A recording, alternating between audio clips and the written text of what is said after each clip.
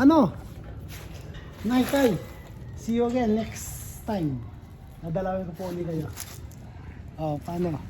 Yan dapat sa mga nag-abroad. Unahin yung dalawin ng magulang ninyo. Yan, masaya na sila. Napuntahan ninyo. Di ba? Ito po yung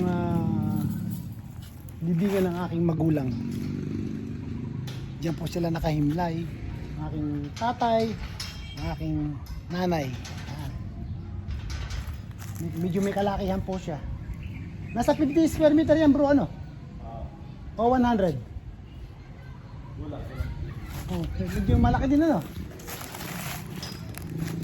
Ayan. Paano? Ay uuwi na ulit sa bukid dahil si Ate Peli wala pala dyan. Hindi ko nga alam eh.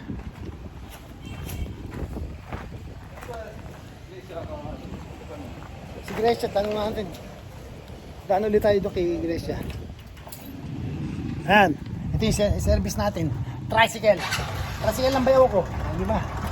Sarap pa yung sumakay sa tricycle. Nako, kaya lang. Hirap ako. Open air po, open air. Open air.